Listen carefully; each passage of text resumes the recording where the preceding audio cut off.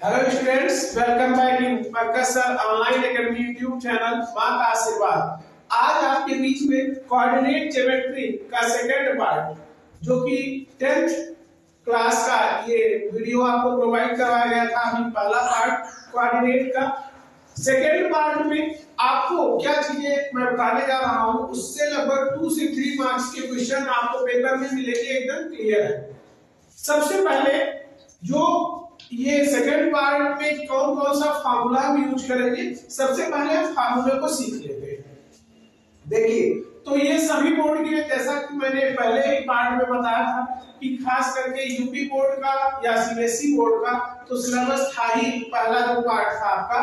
लेकिन उसके साथ साथ आईसीएसई की अगर मैं बात करूंगा तो आईसीएसई बोर्ड के बच्चों के लिए ये समझ लीजिए उनका ये फर्स्ट क्लास है, क्योंकि section formula coordinate geometry section formula उनके लिए यही से स्टार्ट होता है 10th में। क्योंकि जो पिछला वीडियो हमने प्रोवाइड आपको करवाया था वो उन्होंने 9th में ही पढ़ लिया था। तो यूपी बोर्ड की अगर मैं बात करूं या सीबीएसई बोर्ड की बात करूं तो उसमें भी लगभग ये 2 से 3 मार्क्स का इस फार्मूले से आपको क्वेश्चन मिलेगा ही मिलेगा।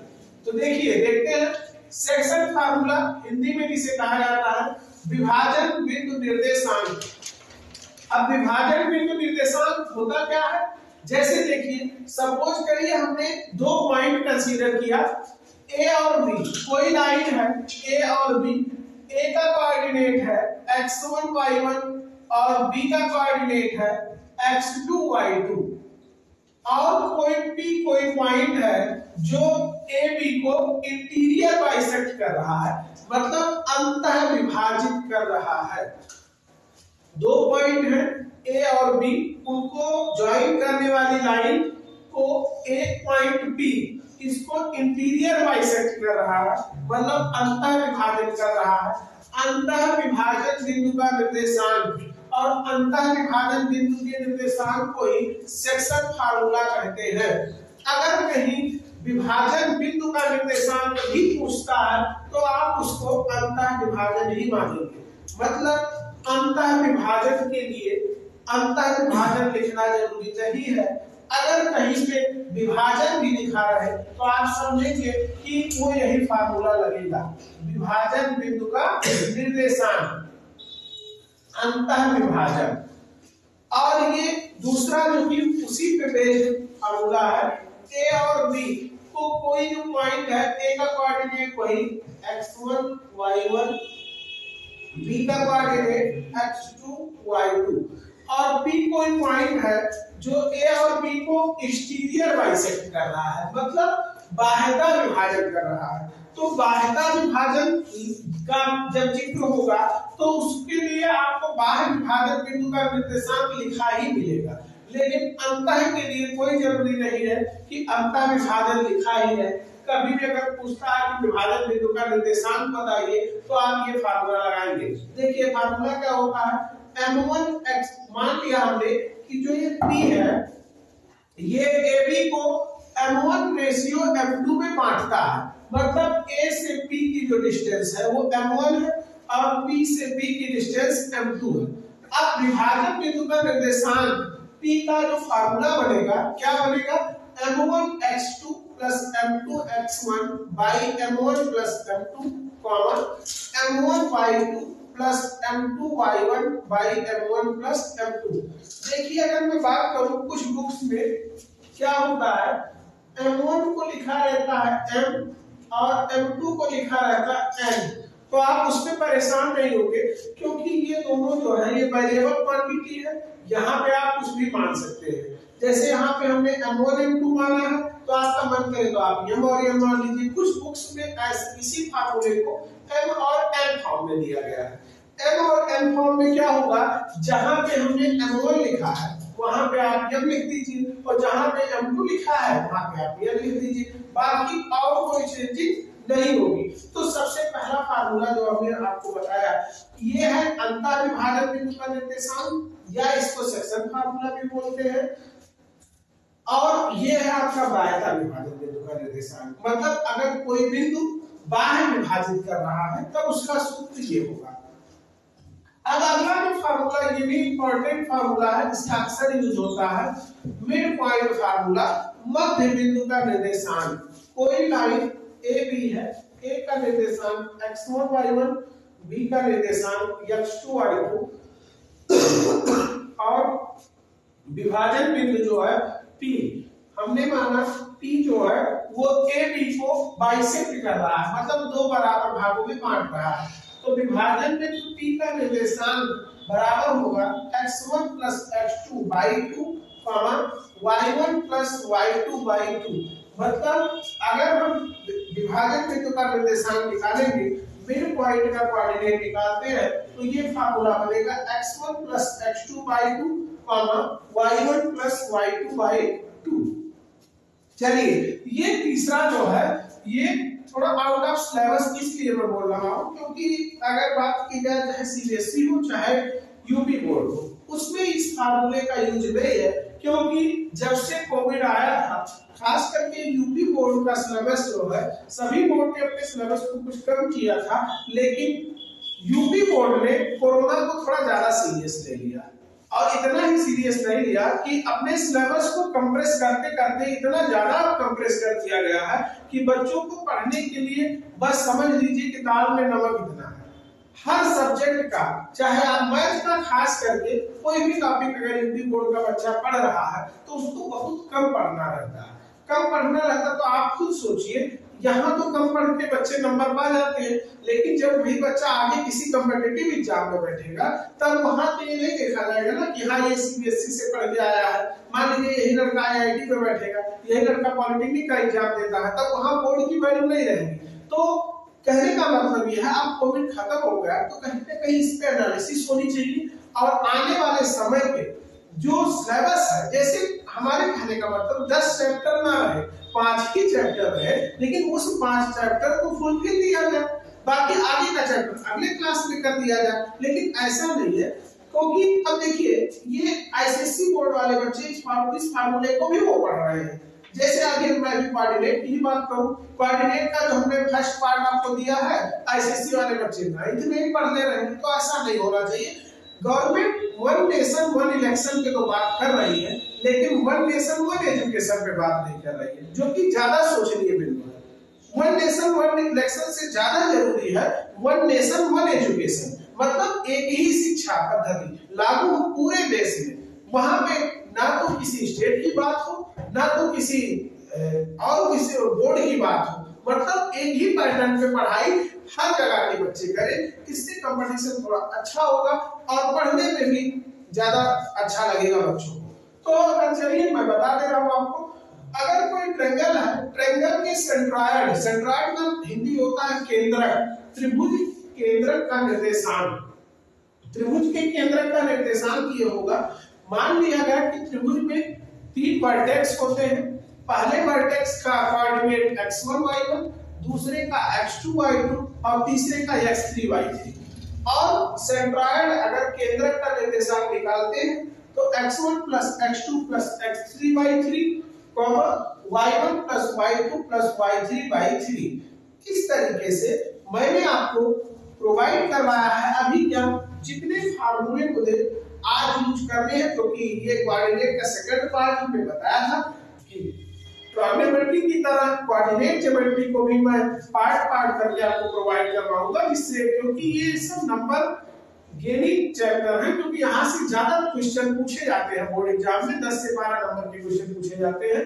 तो पहला पार्ट आपको मिला था उससे 2 से 3 नंबर, सेकंड पार्ट जो आज मिल रहा है उससे भी 2 से 3 नंबर, और एक पार्ट अभी और इसका आपको मिलेगा।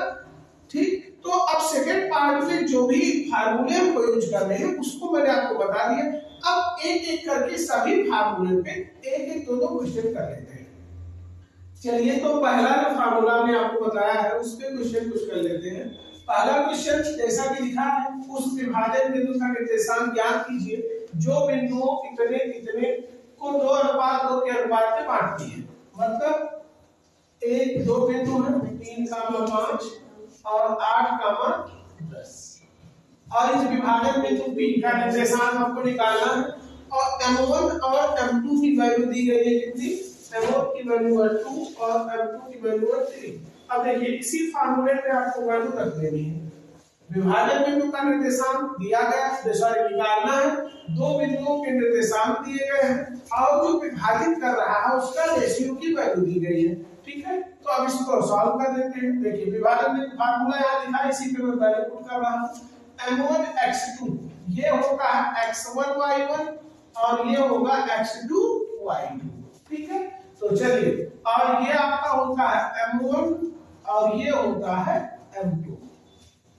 फॉर्मूला क्या होता है m1 x2, तो m1 की वैल्यू कितनी है 2 मल्टीप्लाई x2 की वैल्यू कितनी है 8 प्लस m2 की वैल्यू है 3, x1 की वैल्यू है 3 by m1 plus m2 2 plus 3 comma फिर होता है m1 y2, तो 2 into y2 की वैल्यू है 5 प्लस m2 की वैल्यू है 3, y1 की वैल्यू है 5 by m1 plus m2 2 plus 3 comma इसको सॉल्व कर लेते हैं। तो देखिए 2 और 8 का गुणा करेंगे 16 और 3 3 9, तो 16 और 2 कितना हो जाएगा 25 बटा 3 और 2 5 कॉमा 2 पंचे 10 और 3 बचे 15, 10 और 15 25 बटा 5, तो सॉरी इसको काटेंगे 25 25 25, तो कितना आ गया 5, इसका आंसर होगा। तो कितनी आसानी से आपको जब अंतर विभाजन बिंदु का निर्देशांक निकालना हो या फिर विभाजन बिंदु का निर्देशांक निकालना हो तब भी आप यही फार्मूला लगाएंगे जो इंटीरियर का होता है। चलिए सेकंड क्वेश्चन लेते हैं जो कि सीबीएसई बोर्ड में का क्वेश्चन है, ये बोर्ड एग्जाम में पूछा गया है। If the point C divides internally the line segment, इस बार में आपको ये जो विभाजन बिंदु है उसका निर्देशांक दिया गया है, कितना है -1, 2 और जो बिंदु है A और B, A का निर्देशांक है 2, 5 और B का निर्देशांक आपको निकालना है, तो हमने कंसीडर कर लिया x, y। अब इसी फार्मूले पे इस वैल्यू को पुट कर देंगे। तो देखिए यहाँ पे x1 y1 क्या है, ये x1 है ये y1 है, ये x2 है ये y2 है।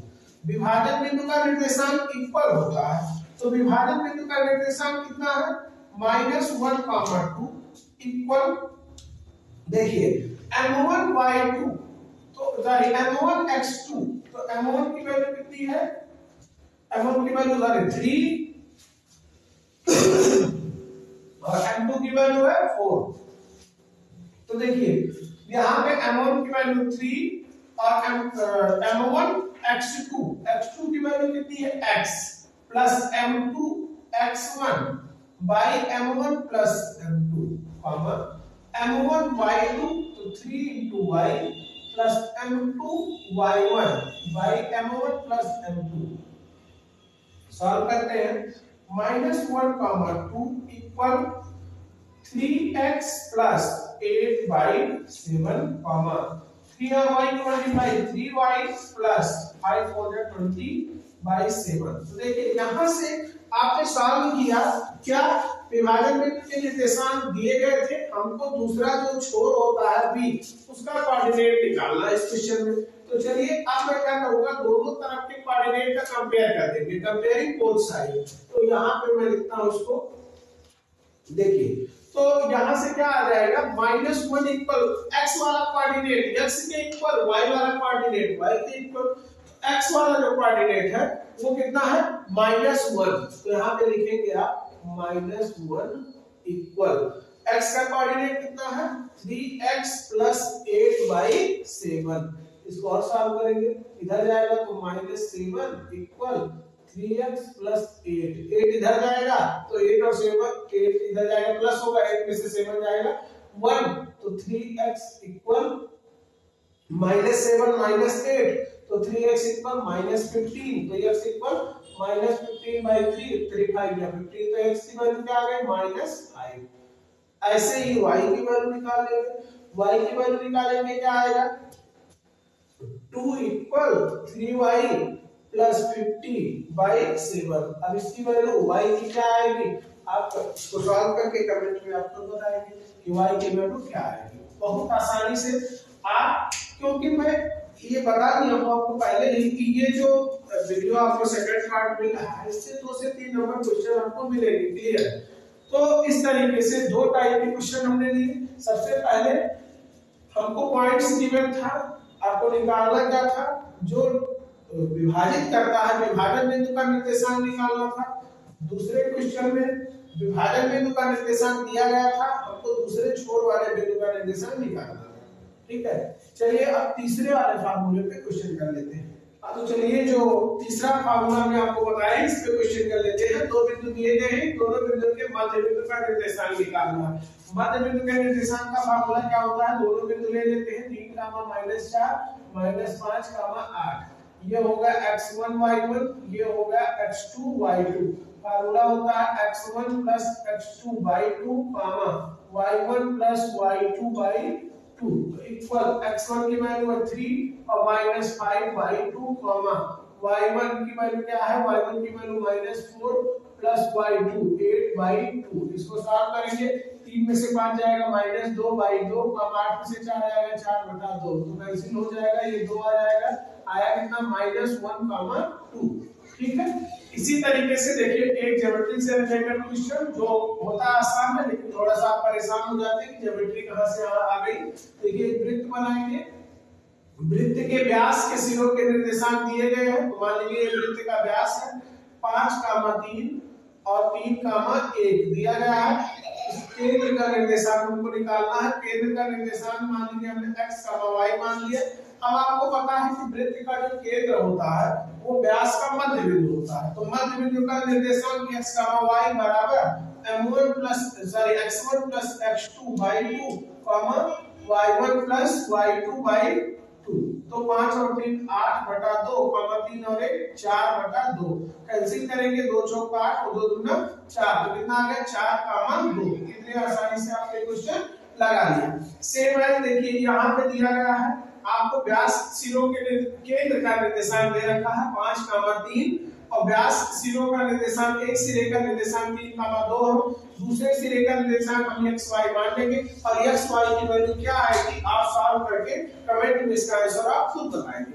इस तरीके से आपको सेकंड पार्ट जो है लगभग बेसिक, क्योंकि अभी ये फाउंडेशन बेसिक क्लासेस आपको प्रोवाइड करवाई जा रही है, जो मतलब बच्चे कुछ भी ना पढ़े हो वो भी इन चीजों को सीख ले और सीखने के बाद कम से कम आप अपने सिलेबस से इतना अवगत हो जाए कि क्या सिलेबस है, किस टाइप के क्वेश्चन पूछे जाते हैं आपके एग्जाम में। ठीक, आगे थर्ड पार्ट भी आएगा। पहला पार्ट नहीं देखे हो तो आप पहले पार्ट में देख लेंगे और तीसरा पार्ट आएगा जिससे कोऑर्डिनेट ज्योमेट्री कंप्लीट हो जाएगा।